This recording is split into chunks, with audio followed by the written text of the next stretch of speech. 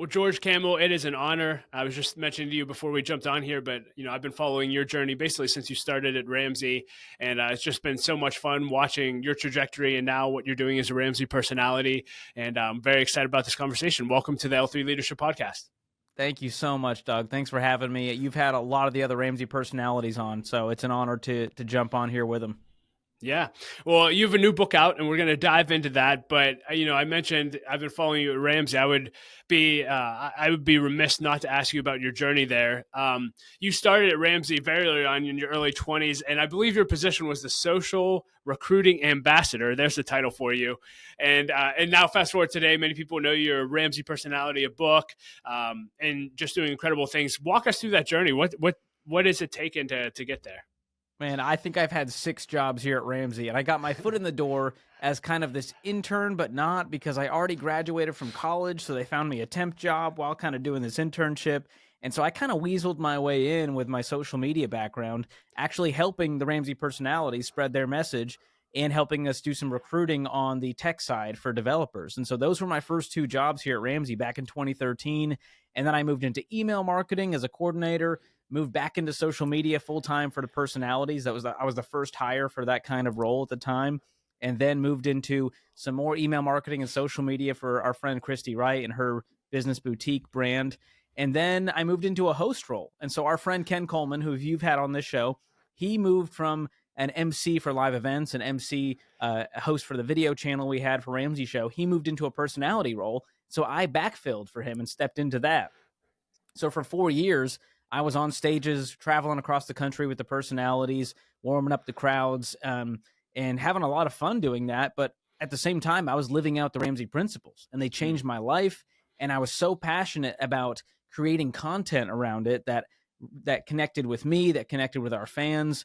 And over time, they went, we got to have this guy teaching this stuff. He's lived it out. He went from broke to millionaire. He's got a passion for it. He's got a unique spin on it, a fresh kind of humorous take that connects with the next generations. And so that's what I've been doing these last 2 years. And it's been such an honor. And now to release a book under the Ramsey umbrella is such an honor. To have Dave Ramsey write the foreword of your book and say that it's financial peace for the next generation. I'm pinching myself every day, Doug. Yeah, a few things here just for people listening and trying to figure out what they want to do with their lives or their careers. I'm assuming that you didn't aspire necessarily to be a Ramsey personality when you came in. Is that true? And is this something that really just evolved? Is it something that you pursued? How did you kind of separate yourself? Because you guys have 1,000+ employees. I know how competitive it is, a lot going on. How did you separate yourself and get that opportunity? Absolutely. When I first started here, I had no aspirations to become a personality. It's sort of something that I stumbled into. And then over time, it became this thing where I can't help but talk about this money message and help others, grab a hold of it. And that's, I think, what led me to going, this is something I'd like to do. But really, at every step of the way, and this is great for leaders listening out there was a leader in my life who believed in me, who tapped on my shoulder and said, I see something in you that you may not even see in yourself. And I believe you could be in this kind of role. And these are the giftings I see in you. And those are the people that stick with you forever. And I think as leaders, it's great to help people get a promotion, but it's even better when you help them figure out what their purpose is and what their giftings are. When you call that out in them, it breathes life into them. And so those are my favorite leaders I've had at Ramsey. And it's why I am where I am today. It's not because I shoved my way into this and went, I'm going to be a personality. It's someone saying, hey, give him a little more rope. I trust him. And I work really hard to preserve that trust and excel and work my tail off to create a great experience or product or piece of content. And you get a little more rope and a little more rope. And over 10 years, it's very similar to the financial journey where, the longer it takes, the more you go like, yeah, that's kind of how it should be. Like there should be no shortcuts to getting anywhere worth going. And that was my career journey. Ken Coleman has a very similar career journey. And so we often bond over that. But on the leadership side, that's so important to call that out in your team. Yeah. I'm curious, how have you had to grow even as you have become a personality? I remember interviewing, Dr. John Deloney, and he was saying when he first came over, the idea of actually promoting himself or the work that he was producing was very difficult, the sales side. How have you had to grow in your own leadership journey as you become a personality? Oh, that's a great question. It's similar to John. my whole career as an MC was meant to lift others and lift other people. And that's what I did for so many years. And so when it came time for me to step in, it was difficult for me to talk about the thing. And what I realized was I was able to remove myself from it and go like, wait, this isn't about promoting me.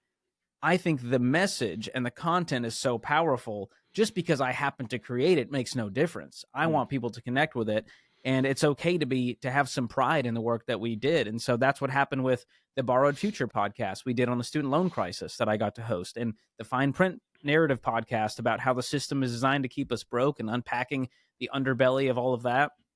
And so that became a more fun way. It was promoting the life change instead of promoting the person and how amazing, George Kamel is, because no one wants that. It's not fun for me. It's not fun for the audience. And I think that's why Dave has been so successful, to be where he is and to have that much humility about, when people say, Dave, you changed my life, he's so quick to go, no, I didn't. You did the work. I didn't do anything. I just showed you it was possible. And I love that reminder. Yeah. Well, we live in a day, I think you guys do a phenomenal job with this, where everyone wants to build a platform or recognizes, even if they're leading a large company, that developing their own personal platform is definitely a worthwhile investment. Now, I know you guys have teams devoted to helping you all grow your platform, but for leaders listening to this, what have you learned about building that platform, and how have you grown and scaled yours with your team? Man, well, I always say that I feel like a turtle on the fence post here. They didn't get there on their own. And that's so true. A lot of people that are out there, they're doing it on their own. It's more difficult. It's going to take more time. And when you have a team, I'm definitely blessed that there's someone who can help us with the social media side and crafting the email newsletter and running the microphones and cameras. And for so many people out there, they're trying to do it all on their own. So you got to give yourself grace and realize that all of these metrics are really, they're kind of vanity metrics is what we call them. And so don't worry as much about, I need to get to 100,000 followers by next year. Instead, what I've found helpful is, can I help one person today? Wow. And man, it'd be cool if I can get back to 3 people in the DMs and serve them well. That to me is more rewarding than a bunch of vanity, followers. And we reached 1 million people.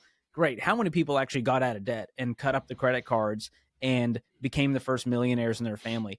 Those are the metrics that have started to matter to me. And so if you're out there building a platform, it's consistency over time. There are no shortcuts. You got to create content every day, and it is a grind. I now have a YouTube channel. We're making 3 episodes a week of good, scripted, researched, funny content. I got the Ramsey show a few times a week. We've got Smart Money Happy Hour with our friend Rachel Cruz that I co-host, on top of all the other things we're doing, podcasts like this. And so you got to give yourself grace and scale over time and realize that it's not really about a follower count. It's about how many lives can we impact and how can I make this sustainable for me? That's so good, George. And one more question before we dive into the book. I've asked all the Ramsey personalities this. You work at a world-class organization. Clearly, it's not perfect. I'm sure there's lots of warts behind the scenes as well. But what are maybe 1 or 2 leadership lessons that you've learned, whether that's working directly with Dave or just the way the organization is run? That's a great question. We do have some amazing leaders here. Of course, Dave at the helm has taught me so much, and getting to sit next to him, there's so many lessons to glean. I think Ramsey we've dealt with a lot of, criticism in our day, and I have a lot of critics, on social media. And I think anytime you're in an elevated position of leadership, it's so easy to latch on to all the things that are going wrong and all the people that disagree.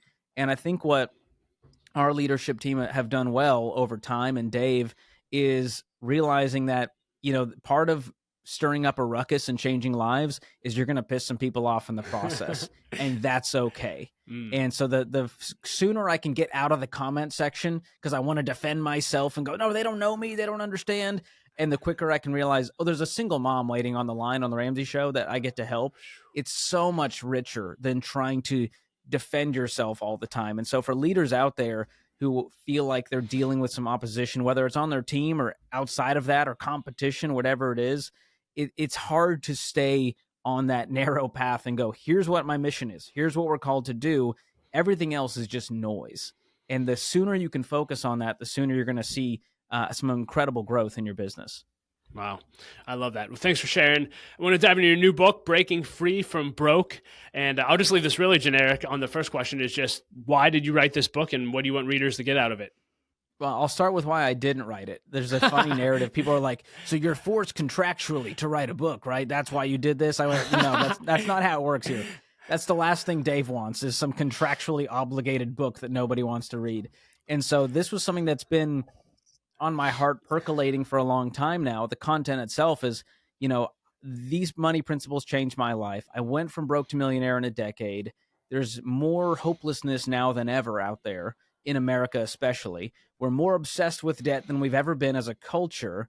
How can I help people break free from the chains that have been set upon them, whether by their own volition or with outside forces? And I say in the book, it's not all your fault, but it's your responsibility. Mm. And that's what I hope people leave with is to feel empowered that there is still agency that they have over their life, that there's autonomy they have over their financial future, that they can control a piece of their financial destiny, and that it's not up to a guy in the White House or Congress or the inflation and the housing market. And my parents really and the boomers, man, don't get me started on them. There's so many fingers we can point at. At the end of the day, I think it's up to us to make that change and to break free from the chains that have been set out to get us with the marketing engine of debt that's upon us.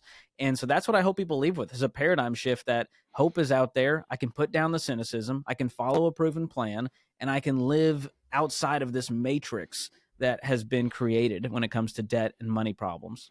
Yeah, this is huge. One thing I love about what you all do is just how many stories you hear of people who have gone through the process and, like you, have been impacted and maybe went from being broke or being in debt to ultimately becoming a millionaire, financially independent, or just out of the situation they were in.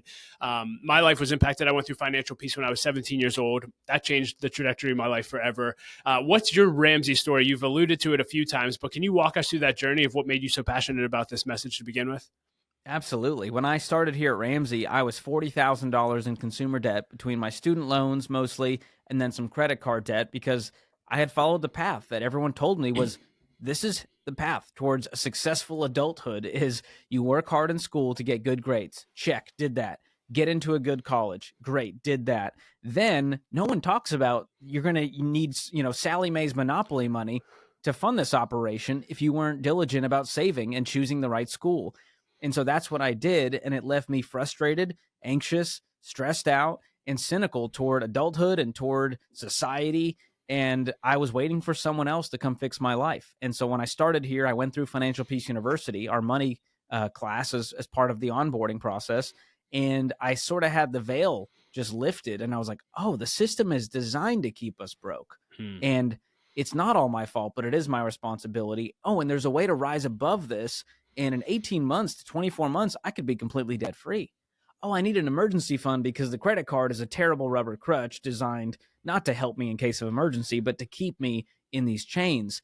And so after all of that, I met my wife here at Ramsey, and she was much smarter than me, much better looking, much better at money management. So we started off our marriage debt free at that point, and we got a house, and we did it the Ramsey way. And in our early 30s, we paid it off. Come on. And so that was a huge eye-opener because we asked ourselves some revolutionary questions. We were like, what could we do without a house payment in our 30s? What kind of life could we live? What options would we have if we had no payments in our life and we were investing for the future? And so that led us on a path to pay off our mortgage, and we did it very quickly because I'm weird and she's even weirder. And in 26 months, we paid off a $165,000 mortgage. Woo. And we were busting our tails to do it. And so all of that, sort of a byproduct of that is becoming a net worth millionaire. And I say net worth because people have a lot of myths around what a millionaire is. We don't make $1 million.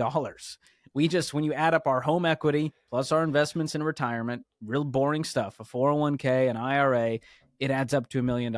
And I want to encourage people, not that that's the milestone, but that it's possible for them, that they don't have to live this hopeless Eeyore-esque life anymore, that they can be the first millionaires in their family, that it's still possible in America today. So that's my story. I'm sticking to it. And if average George Kamel do it, I think anyone can. Because I came from an immigrant family, didn't have money, didn't have an inheritance or a trust fund. They didn't learn this stuff. I fell for the traps. And the earlier you can learn this stuff, the stuff that I unpack in the book, the sooner I think we can build wealth with some peace and confidence. Yeah, and you talked several times about the Ramsey plan, the stuff that you unpack in the book. For those listening who may never have heard of Dave Ramsey or aren't familiar with the plan, what is that plan that ultimately helped you getting to where you are? Absolutely. So the Ramsey baby steps are what I followed. And the spark notes of it is real simple. Get out of debt, build wealth. And so it starts with baby step one, $1,000 emergency fund. That's your one and only goal in that step. Baby step two, pay off all consumer debt using the debt snowball method, smallest to largest balance, minimum payments on all the debts except the first, attack it with a vengeance, roll the payment, the snowball rolls, you pick up some steam, you're debt free in 18 to 24 months on average following that plan with intensity. Then we move on to baby step three, a fully funded emergency fund of 3 to 6 months of expenses. That becomes a force field between us and life. That's the never go into debt again fund right there. And then we move on to building for the future instead of paying for the past. So baby step four is invest 15% of your income into retirement. Once you have that plate spinning, you move on to baby step five, put some money away for the kids' college fund so they're not strapped with the plague of student loans. Then baby step six, any money left over, let's throw it at the mortgage principal and get that mortgage out of our life so that we can get to baby step seven, which is build wealth and give. And Dave always says, live like no one else so later you can live and give like no one else. That's really the goal. We all want to be generous people, and we can't give the way we wish we could because we don't have the margin to do it. And that's the beauty of the baby steps. Yeah. And I'm always curious when I ask people who are, millionaires and or kind of on the other side of the baby steps, still working through, the rest of them. Zig Ziglar said money isn't everything, but it ranks right up there with oxygen. What is it like now being free from debt and being on the other side? Like, what have you learned about money that it can do for you? And what ultimately, even if you're in a good place, can't money do for you? That's so good. Well, we've all heard the term, money can't buy happiness, but the lack of money can sure prevent it and can cause some stress and anxiety. And so there's some truth to that. But I found that when you can look at money as a tool instead of an obstacle, that's where it changes. Because we know this, money just magnifies who you are. If you're a broke jerk, you're just going to be a rich jerk once you get some money. And so it's just really going to expand your character that's already built. And so, again, it's not all about money, but the things that we want to do often cost money. Vacations, experiences, leaving an inheritance to our children's children, giving generously to your favorite nonprofit or charity or church or mission. All of that takes money. It takes money to change the world. And time and talent can go a long way, but a lot of times money is required too. So what I found is as we've turned money from from a stressor to a blesser, it becomes more fun. I mean, that when you're not worried about your bills, you can worry about other people's bills. And that's where I think true joy comes from. Because I've spent some money and it's fun for a season, but then it ends up in a closet and it kind of rusts and, ends up at Goodwill eventually. You never see a U-Haul behind the hearse. So there's something to that materialism that we're obsessed with American culture.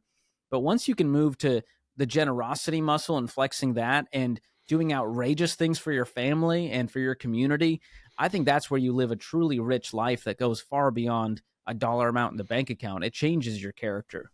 Yeah. You mentioned earlier, just, initially you kind of recognize this whole world of, I think what you called in the book, a toxic money culture. And I think sometimes people just don't know, quote unquote, how bad it is out there. Can you just talk about kind of the state of affairs when it comes to personal finance and people's lives in America overall? Oh, absolutely. Yeah, we are at record levels of debt across the board. When you look at credit card debt, we're over $1 trillion.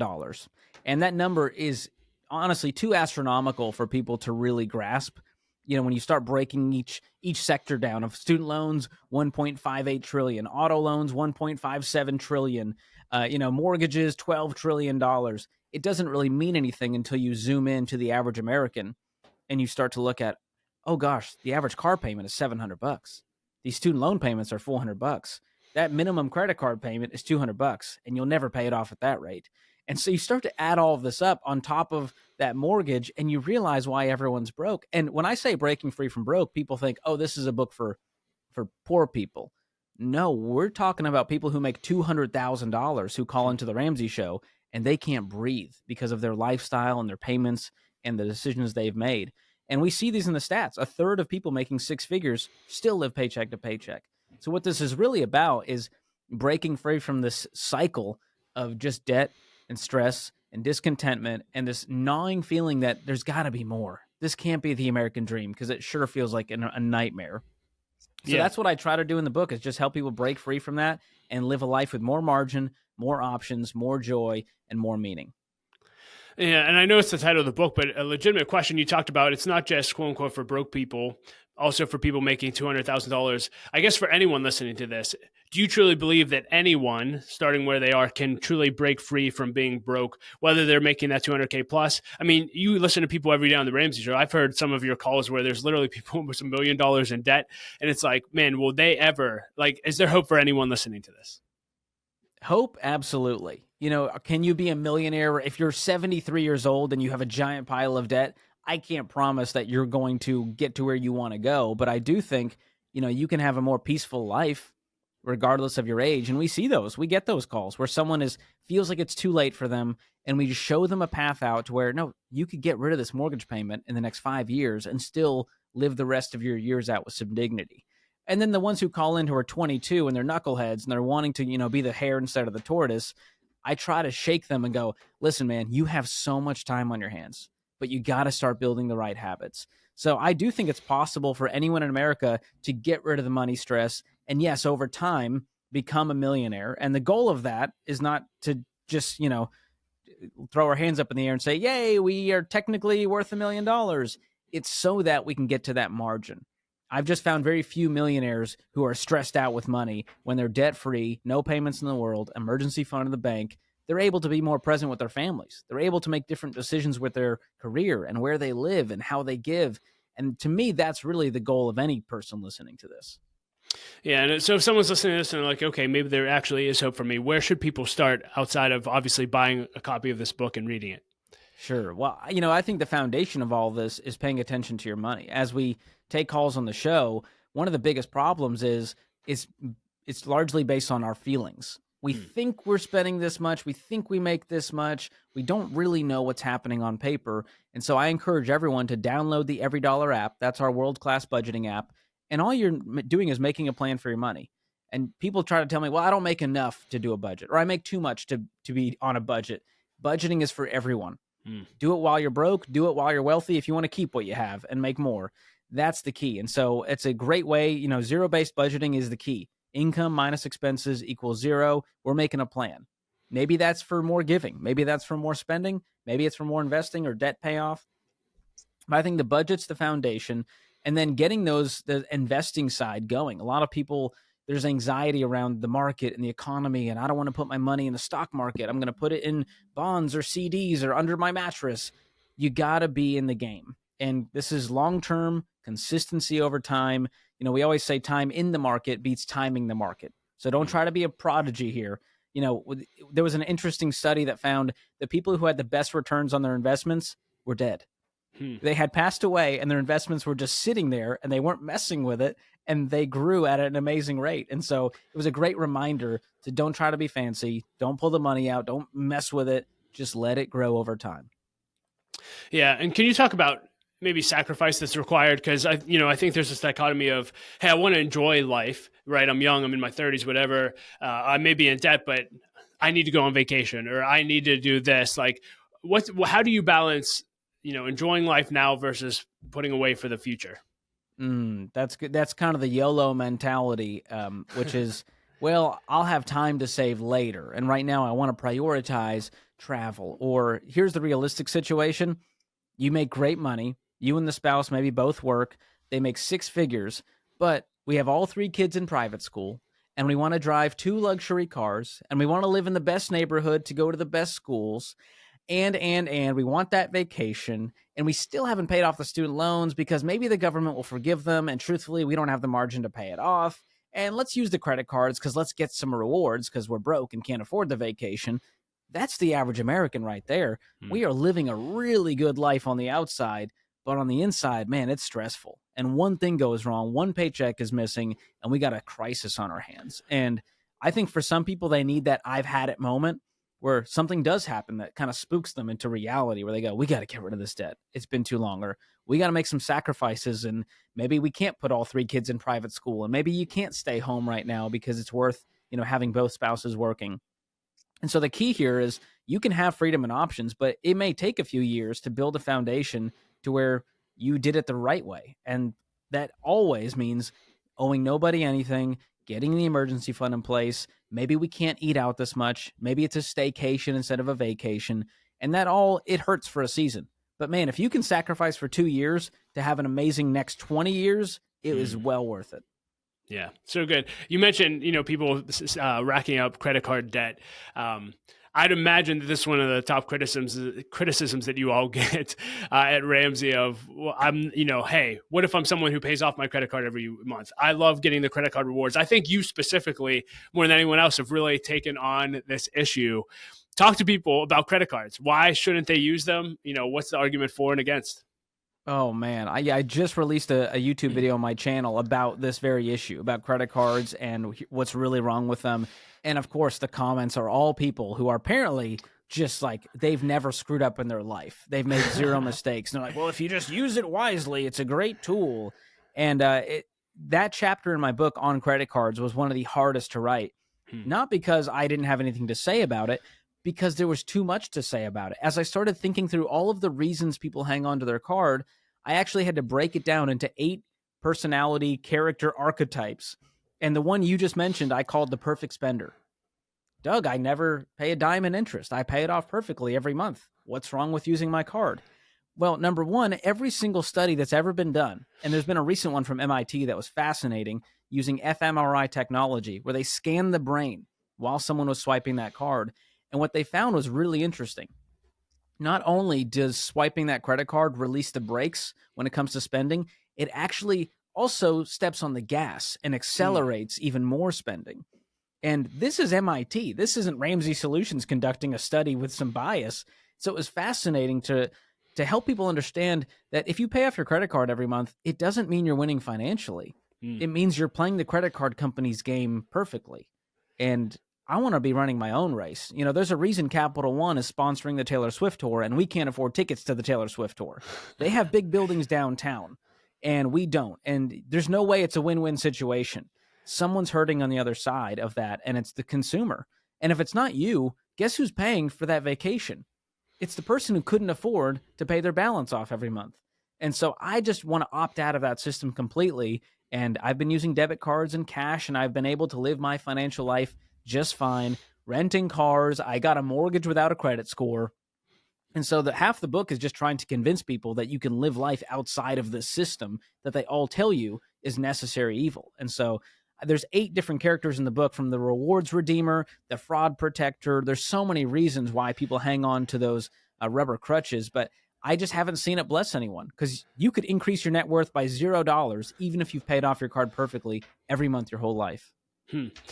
I want you to dive deeper into 2 areas. One is the reward redeemer. I think that's the archetype you said. Because I think even if someone's overspending and using their credit card, they're thinking, well, I'm getting rewarded for this. The ROI is fantastic.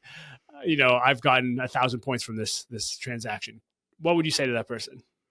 Well, I like to think of it in terms of math, because I think these people they're trying to do math. The credit card company, the average interest rate is now 22% APR. Wow. The average cashback is 2%. So let's just do some basic math here. Let's say you're able to put $50,000 of your net income onto that credit card. Most Americans couldn't even do that if they tried, right? That's a lot of net income getting put on the card. You can't put your mortgage on there, your utilities. So we're talking about everyday spending, groceries, gas, vacations. So when you think about that, $50,000, well, 1% of that is $500. 2% of that is $1,000. So we're playing this game of spending $50,000 that we probably wouldn't have spent if it was our own money from our own bank instantly, all to potentially get $1,000 with the risk of going 22% interest into debt. That is so backwards to me. It blows my mind that people are willing to play that game. And it's all psychology. There's a reason the credit card companies have switched to points. If I can give Doug 100,000 points, he's going to feel like he won the lottery. Turns out 100,000 points is a one-way ticket to Boise. It's still nice, but it's not what we really think is going on in our heads. And airline miles are the same way. And people keep playing these games. The credit card companies, I interviewed an ex-Capital One manager who told me straight up that Capital One does 10,000 experiments on consumers every single year in order to get them to spend more, in order to keep them in more debt. They are in the business of profit. and the house always wins. And so it is not worth playing with snakes because eventually you're going to get bit. Yeah, and on that end too, even if someone's taking advantage and gets plenty of rewards, and they do get, 5,000, whatever they get that they want that makes them feel good. I think the moral issue that you talked about is just so compelling. That even if you're getting rewards, pay off your thing, and even let's say you didn't spend more than you normally would, there's other people that this company has basically these companies have enslaved. Can you talk just more about that? I think it's important for people to hear. Yeah, it's important to know that this is not my opinion. I'm not trying to like be on a moral high horse and be like, you're a terrible person if you use your card. This is a Federal Reserve study that found that $15 billion a year moves from the poor, uneducated to the wealthier. And so when people tell me, George, I'm not doing anything wrong. There's nothing, no one's getting hurt on this. I'm going, there is a very clear wealth transfer. This is reverse Robin Hood. And on all sides of the aisle, we've seen articles and all kinds of things about this very issue, about the kind of moral side of using credit cards and cashing in on the rewards. And so it's very clear this is beyond Ramsey's opinion about it. It just is a gross system that I want to opt out of if I can. And it turns out it's not that hard. I can use my own money, which causes me to make different decisions. And it turns out when I do a budget and use a debit card, I can easily spend $100 less a month, which is $1,200 a year. I can give myself some cash back, Doug. I can give myself some rewards just by intentionally spending. Yeah. Well, thank you for sharing that. And again, thank you for buying the book. For those listening to this, there's so many next steps. I mentioned that I went through financial peace when I was 17. I'm now 38. So I feel like over half of my life, I've been following Ramsey. And it's interesting. I still listen to the show pretty consistently. I still tune in. I'm still following all the personalities.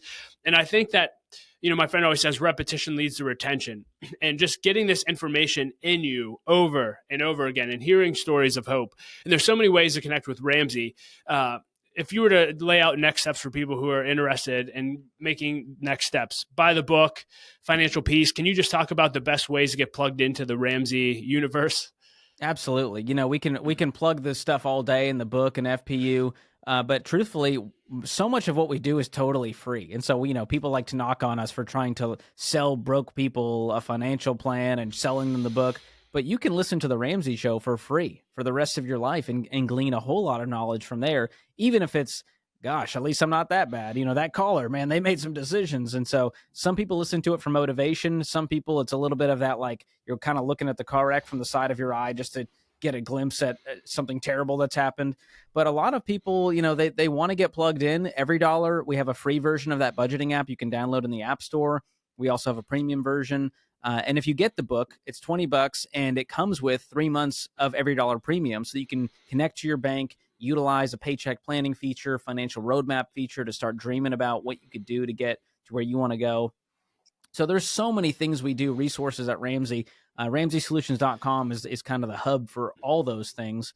But we also have a curriculum that's in 48% of high schools. And so Wow. You said you went through this at 17.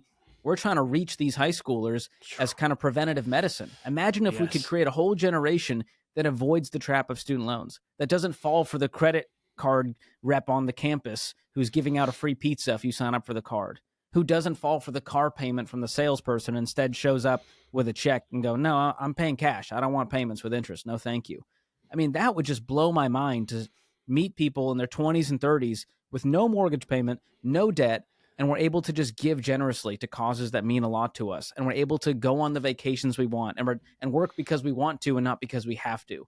I think that would change an entire generation and change society if we could all get this stuff early on. So I'm really proud of the work the team is doing. And again, we have so many resources. And the one I'm most excited about right now, of course, is the book Breaking Free from Broke, because I've worked my tail off to make it funny, have so much research, and connect, especially with the younger generations. But whether you're 25 or 55, this is the financial literacy I think we all need. Yeah. Well, congrats on the book. And again, thank you. I'm all in on Ramsey. I'll promote you guys as much as I can. It's why I love having you all on the show. I love everything that you stand for. And on behalf of millions and millions of people, thank you so much for making a dent in this issue. You mentioned generosity several times throughout, and I'm always just curious, how have you either been challenged in being generous and or inspired, whether that's being at Ramsey or just personally in your walk with God or anything like that? I'm just curious. Yeah, for sure. I ended the book. The last real chapter in the book is on generosity, and it's titled "Generosity is Joy." And I opened the book, and the very first title page, there's a fruits of the spirit verse from Galatians 5:22 talking about, these are the things the spirit produces: patience, self-control, joy. And I think truly what people really want is not just more money and less money stress. What they really want is to become those people with those character traits.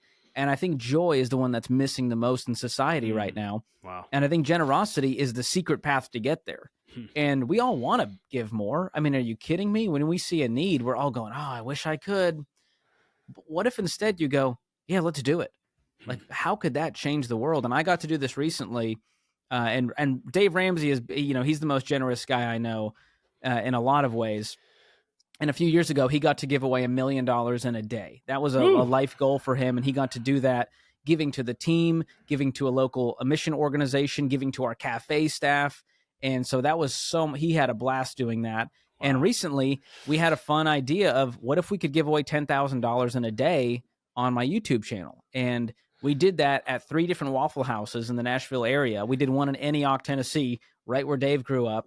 And we just got to give every server $500 cash. Come on. We got to cover the tab for everyone in the Waffle House. And I got to be, I felt like I got more out of it than anyone else did. You know what I mean? And this wasn't my money. This was a Ramsey thing. So that wasn't a flex on my part of me being like, I'm giving away $10,000 of my own money. It was more to inspire others to go like, you can cover the entire tab of a Waffle House with about $100. You can change that server's life with $100. And so to see the tears on their faces and the hugs that were happening, it meant the world. And we got to give one particular Waffle House employee an extra $2,000. Her name was Shatika. She was a single mom of 3 kids. I believe they were all under 7. And she got shot in the chest by her kid's dad in the last year and was recovering from that, was working on Christmas Day. And I told her, I said, I want these kids to have an amazing Christmas, and you were a warrior of a mom. Here's an extra $2,000 on top of the $500. I mean, the tears just started falling. All of the Waffle House employees are hugging each other and hugging her. And it was just such a special moment. I went like, that's the most fun you can have with money. We can go buy some stuff all day long, but giving it away, that will stick with me way longer than anything sitting in my closet or my garage. And so it was a great reminder about the power of generosity, and a great reminder as a person of faith that, this is ingrained in our DNA as human beings, because God is the greatest giver of all time. I joke in the book that he's the goat, the greatest giver of all time. And, he gave his only son. I mean, what greater sacrifice could there be than that? And so it's a beautiful reminder of, I talk about the scientific benefits of the book of giving, even outside of a faith background. Generosity changes our psychology. It lowers our blood pressure. It helps us live longer. We found those that volunteer tend to have lower blood pressure, live longer lives. And so it was a great reminder to just keep flexing that muscle, because it's not natural to me. And you may be like that if you're listening out there going, this is not a natural bent for me to just give. I'm great at the saving and investing side. I'm very shrewd and wise on that end, but giving wasn't something that came as naturally. So it's a good thing to flex. And I want to grow in that area as we're now in baby step 7 with no payments in the world. And we get to do that now with more margin. Yeah. And I guess I'm asking this, assuming your answer, but I think so many people who want to be financially independent or on the, at the tail end of the baby steps, et cetera, they assume that, hey, once I cross that threshold, I'm an everyday millionaire, or once I pay off my house, like it's going to be the most fulfilled I've ever been in my life. But what impacted you more, paying off your mortgage, getting out of debt, or being able to bless that woman and her family with $2,000? Oh, that's a great question. I can't tell you how anticlimactic paying off the mortgage was at the bank. It was just like a transaction for this banker, just typing, clicking, and all right, the wire transfer will go through at some point today. We're like, no balloons, no confetti, no champagne.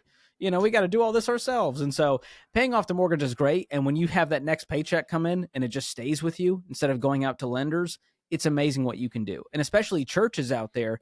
Our church paid off $7 million that they owed as they merged with another church, and they had all this mortgage debt. And they went, we're paying $1 million to a lender every single year. Wow. What could we do with $1 million if we didn't have to pay that? And the congregation all came together. They paid it off in a year. And now we're building incredible ministries for addiction and for foster families. And we're getting single parents cars and covering their car repairs. And it's amazing the impact you can have when you don't owe anyone anything. And so it's a great encouragement that you should give a little until you can give a lot. And my friend Rachel Cruz says that, and I love it, because you're right. You shouldn't wait until you're in baby step 7 to give like no one else. Start flexing the muscle now, because if you're generous while you're broke, you're going to be a philanthropist when you've got some money. And that's what we all aspire to be. Well, George, thanks again. I want to dive into the lightning round with the few minutes we have left. Just a bunch of fun questions I ask at the end of every interview. And the first one is, what is the best advice you've ever received and who gave it to you? Oh, man. That's such a good one. You know, I was going through a tough time in life years back, and a friend told me this, and it stuck with me. The past doesn't have to define you, but it can refine you. And that's such a good message for anyone out there who has made a mistake, which makes you at least over 12, you know. And I think a lot of us, we carry the baggage, we carry the chips on our shoulder, we carry the trauma with us, and it's so hard to have that transform us, and instead it kind of paralyzes us. And so I love this saying that, you know, you let that be a comma and not a coma. And I tell that to people on the Ramsey show when they call in, and I can tell they have so much guilt. They can't stop talking about that financial mistake. And I try to move them into, okay, it's not all your fault. It's your responsibility. Where can we go from here? It's not, we don't want this to be a comma. It can just be, it can be a comma instead of that coma. And so I think it's a great reminder that we're going to mess up. Let's learn from the mistakes. Let's all grow, whether it's leadership, finances, our marriages. We all want to be people of character who are always growing personally and professionally. So I think that's a good reminder for me as I continue to screw up, that let it refine me, not define me. If you could put a quote on a billboard for everyone to read, what would it say? Oh, man. A quote on a bill. I would want it to be funny because I just love humor and comedy. But I also know that can become snarky and trite. So if I had one thing to put on a billboard that didn't feel self-righteous, because I think that's a good filter of like, does this feel so? Is my face on it too, or is it just a quote? Just a quote. Okay. Oh, man. I would say solve for freedom. I love that idea, that's really what we're all after in every area of our life. And obviously, I wrote a book called Breaking Free from Broke, but my friend Dr. John Deloney talks a lot about solving for freedom when it comes to mental health and anxiety and relationships and baggage. But I truly think that's what we're all after at the end of the day. And if you're not heading towards that, you're just heading in the wrong direction. And to me, that's what being strapped with all this debt is. If you're about to go buy that car on the lot with payments, you're about to make that decision you know you probably shouldn't make, but you just really want it, solve for freedom. And that ends up with delayed gratification and saving up for that thing and not doing that thing impulsively and taking a pause. And I think we could all do better if we were solving for freedom. I love that. One of the main focuses for my wife and I the past couple of years, Dan Sullivan leads an organization called Strategic Coach. And he talks about the 4 freedoms: freedom of time, freedom of money, freedom of relationship, and freedom of purpose. And it's like, that's it. It's like, come on, my wife's Laura. I'm like, if we can get those 4 things, let's go. That's our pursuit the next 10 years. Yeah. Absolutely. So, yeah. Luckily, I focus on the money side, and my friend Dr. John Deloney's focused on the mental health relationship side. Our friend Ken Coleman focused on the career and work side. And so I think it's a great balance. You don't want a flat tire. If we're great with money, but our marriages is in shambles, we're not winning at life. And so it's a great reminder that we want to solve for freedom in every area. But I think getting control of our money can then allow us the time freedom to focus on these other things. At Ramsey, I know you're surrounded by great leaders. You get to interact with incredible leaders all the time. I'm curious, if you get a dinner with someone that you look up to and admire, do you have a go-to question that you always ask in those dinners? Ooh, I love to ask them about like what is the biggest challenges you're facing right now, personally and professionally, because I think that's such a great balance. Because professionally, it's easy to talk about the business problems, but if you can get them to talk about their personal challenges, I think it humanizes leaders and helps you understand what they're struggling with, and that vulnerability helps the team deal with their own problems. And as leaders, it's easy to just be brave and always be like, I got it together. But the best leaders I've found they're strong, but they're also open and vulnerable and transparent, and they're okay kind of taking you along that journey. And it helps me understand, here's what leaders are thinking about. Here's the Mm. problems they're faced with. Here's the challenges as I want to grow in leadership, And so it's been an amazing thing. I'm on the Ramsey Solutions leadership team with about 200 others here at Ramsey. And it's been so cool just to really get an inside look at how Ramsey does leadership, where we're heading, the challenges we're facing. It's really encouraging. Yeah, well, I don't want to call you out on the personal front on the podcast, but I guess are you up for what's your greatest challenge currently as a Ramsey personality? Ooh, that's such a good one. We're in book mode, and so it has been nonstop chaos. And in the midst of that, I got to deliver this baby girl into the world, our first child. And so I literally hit submit on the book as my wife was in the delivery room about to give birth. I was like, good thing we knocked that one out. Now another baby needs to be born into the world. And so truthfully, the hardest challenge for me right now is learning to be present for this baby. It's easy to kind of become transactional at home and go, hey, what's for dinner? What are we doing here? But with a baby, all you have is just connection of just eye contact and being playful with them and engaging with them. And so being present as a father and learning how to do that well while balancing a very hectic work life and being a very present husband has been truthfully the hardest challenge for me in this season, of just getting sleep, being mentally present, physically present, and not feeling like, what's the next thing? And being okay, just pausing in the moment and staring at a baby for an hour instead of feeling like I have to check off another box, because I love to be productive, and babies are not the most productive thing, to spend time on. Yeah, they'll humble you, man. I'm right there with you. So parenting, you got a whole bunch of parenting. them. Yeah, you're through that phase. Oh, I got one just turned one, so slowly. Oh, but, my goodness, that's exciting. Greatest leadership pet peeve. Oh man. I mean, I think any level of condescension towards the team, because I've been on that side where a leader makes you feel small, and it's so easy for leaders to do. They're already in an elevated position. And so be very, very aware of your tone, about what you're saying to the team, how you're saying it, because that will stick with that team. You may forget it even happened and not know what happened as a leader, but man, that sticks with that team member. And so I'm very aware of how I interact with the team now, having all these people working on the show and how I treat them.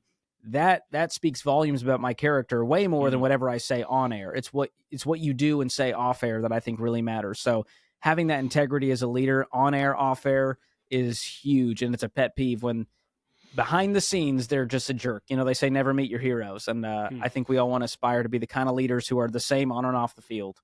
So good. I don't know if you have an actual bucket list or not, but what is something that you've done in your life that you think everyone should experience before they die? Ooh, man, that's so good. Dave Ramsey tried to get me to go skydiving, which wasn't on my bucket list, and it still isn't after seeing him do it. I went, no. My wife was like, we're about to have a baby. Can you not do this? I need a dad around. Fun. And so I think on my bucket list, I would say for something everyone to do, oh my gosh, I'm such I don't live a very adventurous life, so There's a lot of places I want to go and travel, and I've been to Europe back in the day in college. That was a lot of fun. So I'm trying to think of one that I think is different than the traditional route. I would say try stand-up comedy. I think that's such a fun one. Like, we all can do karaoke, but getting up there regardless of your humor bone and trying to make people laugh, I think is one of the greatest, scariest talents, and you will have a newfound respect for anyone up there. So you've done this? Have you taken classes, or you just do it in your role as MC? I'm going to say I've attempted it. I mean, done it sounds like I accomplished something. Right. I've attempted stand-up, and as someone who really loves stand-up comedy, it was still so scary, because they're just waiting. Everyone's just waiting on a laugh, staring at you saying, make me laugh. And I love the challenge and the adrenaline rush. But man, I think public speaking in general is a fear for people. Yeah. So if you don't want to do stand-up, I think public speaking is something everyone should do and grow in, and just get up there in front of 2 people at the local library, or 1,000 if you feel comfortable. Yeah, I'm good on the public speaking side. I do a lot of that, but that's a good challenge, man. I mean, the stand-up, I don't know. We need stand-up from Doug. That's scary just to think about. Last 2 questions. If you could go back and have coffee with George Kamel at any age, and you would have actually listened to yourself, what age would you meet with George, and what would you tell him? Oh, man. I think I was a knucklehead from about, 13 to 23 were my most knucklehead years. But I think at the peak, I think, is as you kind of exit college, there's a level of uncertainty. And so if I could go back, maybe I was 20 years old, 21 years old. I had just moved to Mobile, Alabama. I didn't know what was ahead, didn't know what I wanted to do. I would tell him to be faithful in the little things and to know that it's not too late. There is this element for young people where they're like, if I don't figure it out now, I'm screwed. I need to get there. I need to own a home by 23. And if I'm not a millionaire by 30, then what if I, there's just this element that we're running so fast. And, I don't want to be that guy who's like, it's about the journey, man. But there really is beauty in just being faithful in what's in front of you and then getting a little more rope and just doing that next right thing instead of trying to reverse engineer this master plan that you have that never works out. Because, life is not linear. It's more like the stock market, and there's going to be some ups and downs. And so the more you can just be faithful and adaptable and know that you've got time, it helps you ride that roller coaster with a whole lot more peace and a whole lot more confidence. Anything else you want to leave leaders with today? Ooh.